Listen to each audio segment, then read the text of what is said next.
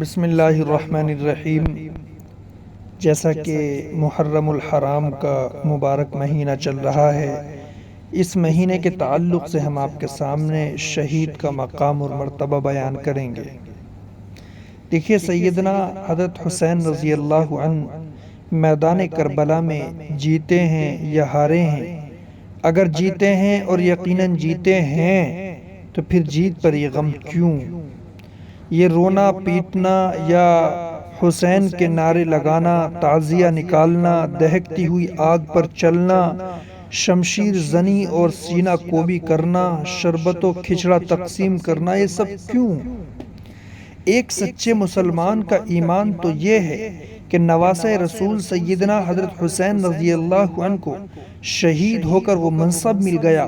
جو وہ اپنی تلوار سے 100 سر قلم کر کے بھی نہیں حاصل کر سکتے تھے،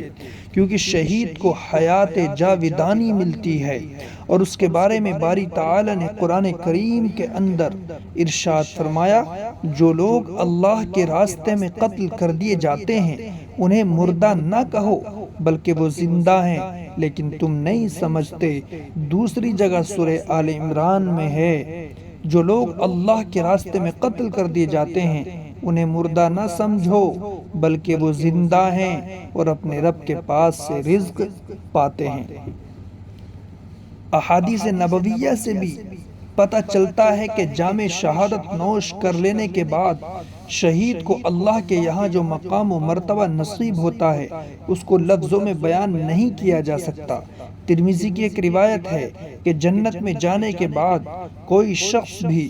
دنیا میں لوٹنے کی تمنا نہ کرے گا مگر شہید کو شہادت کی وجہ سے جو اعزاز و اکرام ملے گا اس کی بنا پر وہ تمنا کرے گا کہ اس کو بار بار دنیا میں بھیجا جائے تاکہ وہ بار بار شہید ہو اور اس کا اعزاز و اکرام بڑھتا ہی چلا جائے۔ اب سوال یہ پیدا ہوتا ہے کہ جب حضرت حسین رضی اللہ عنہ حق کی خاطر حق کی راہ میں شہید ہو گئے ہیں اور قرآن و احادیث کی روشنی میں وہ زندہ ہیں تو پھر زندہ پر نالہ و بکا کرنا، ماتم و شیون کرنا، تعزیہ نکالنا چہ معنی دارد؟ کیا وجہ ہے کہ پھر بھی شمشیر زنی اور سینہ کوبی کی جاتی ہے، دہکتی ہوئی آگ پر چل کر یا حسین کے نعرے بلند کیے جاتے ہیں؟ ہم تو یہی کہیں گے، ماتم وہ کریں جو منکر ہو حیات شہداء کی،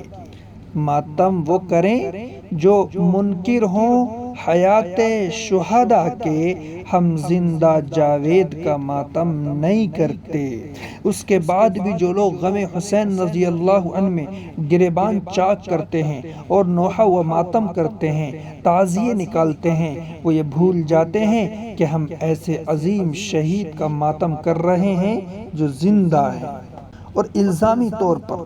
ایک بات یہ بھی قابل توجہ ہے کہ اگر مظلومانہ شہادت ہی کی وجہ سے کوئی مہینہ غم کا مہینہ اور کوئی تاریخ غم کی تاریخ قرار پاتی ہے تو پھر 10ویں محرم ہی پہلے کیوں؟ اس سے قبل 1 محرم الحرام کو بھی غم کی تاریخ قرار دیا جانا چاہیے، اس لیے کہ اس میں اللہ کے نبی کے سسر خلیفہ دوم حضرت عمر فاروق رضی اللہ عنہ کو شہید کیا گیا، جنہوں نے پورے عالم میں دین کا ڈنکا بجایا۔ اور اس سے پہلے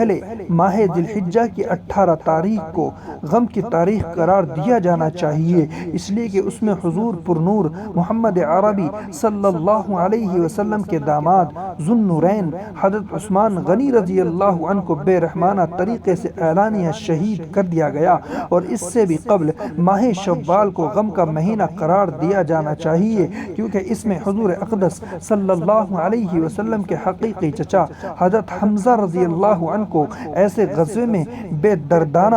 اور بے رحمانہ طریقے سے شہید کیا گیا جس میں اللہ کے نبی صلی اللہ علیہ وسلم بذات خود موجود تھے، اور ان کی نعش کے ساتھ ایسا بہیمانہ سلوک کیا گیا جسے سن کر رونگٹے کھڑے ہو جاتے ہیں، روح کانپ اٹھتی ہے۔ اور جب حضور اقدس صلی اللہ علیہ وسلم نے بچشم خود معائنہ فرمایا تو تڑپ اٹھے اور بے قرار ہو گئے۔ اور اس سے بھی پہلے پہلے ماہ رمضان المبارک کو غم کا مہینہ قرار دیا جانا چاہیے، کیونکہ اس دن میں اللہ کے نبی صلی اللہ علیہ وسلم کے چچا زاد بھائی اور داماد حضرت علی کرم اللہ وجہ، جو حضرت حسین کے بھی والد محترم ہوتے ہیں، شہید کر دیے گئے۔ اب آپ خود ہی فیصلہ فرما لیں کہ محض مظلومانہ شہادت ہی کی وجہ سے کسی مہینے کو غم کا مہینہ اور کسی تاریخ کو غم کی تاریخ قرار دینا کہاں کی عقل مندی ہے، اور پھر آخر کس کس مہینے کو غم کا مہینہ اور کس کس تاریخ کو غم کی تاریخ قرار دیا جائے گا، کیونکہ یہ مختصر سا تذکرہ تو ان شہدائے اسلام کا ہے جو اللہ کے نبی صلی اللہ علیہ وسلم سے اپنی قریبی رشتہ دار میں حضرت حسین رضی اللہ عنہ کے مقابلے میں کسی طرح کم نہ تھے، ورنہ مذہب اسلام کی تاریخ میں کون سا مہینہ اور کون سی تاریخ ایسی ہوگی جس میں کسی نہ کسی عظیم المرتبت اسلامی شخصیت کی شہادت نہ ہوئی ہو۔ اس لیے کہ مذہب اسلام کی مکمل تاریخ کفن مجاہدوں، شہادت کے متوالوں اور سرفرشوں کے کارناموں سے بھری پڑی ہے۔ اس طرح مسلمانوں کے لیے سال کا کوئی مہینہ یا کوئی تاریخ خوشی و مسرت سے لبریز نہ ہوگی، بلکہ پورا سال عید الفطر اور عید الاضحیٰ سمیت رنج و الم اور حزن و ملال کا سال ہوگا، اور ہر روز ایک نیا ماتم کرنا ہوگا، جبکہ یہ سراسر ظلم اور ناانصافی ہے اور شریعت کا مذاق ہے۔ اللہ ہماری حفاظت فرمائے۔ حق پرستوں کی پہچان یہ ہے کہ حضرت حسین رضی اللہ عنہ کی مظلومانہ شہادت سے جو سبق ملتا ہے اسے حاصل کریں۔ نواسہ رسول جگر گوشہ سیدنا حضرت حسین رضی اللہ عنہ نے حق پرستوں اور حق کی لگن رکھنے والوں کی رہنمائی کے لیے جو چراغ اپنے لہو سے روشن کیا تھا، وہ قیامت تک ہماری رہنمائی کرتا رہے گا اور دعوت دیتا رہے گا کہ اے لوگو، اگر تم حق و صداقت کا علم بلند رکھنا چاہتے ہو اور حق کا بول بالا چاہتے ہو تو تم خاک کربلا سے عبرت حاصل کرو۔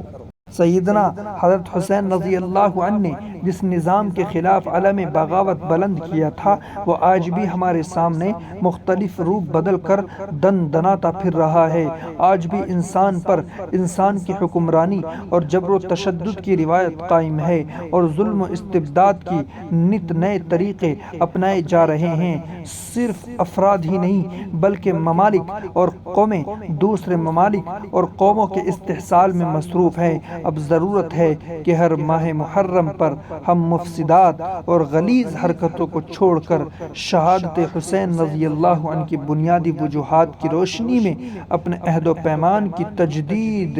نو کریں اور کوشش کریں کہ ہم نوجوانان جنت کے سردار سیدنا حضرت حسین رضی اللہ عنہ کی شہادت کے پیغام کو زندہ رکھیں،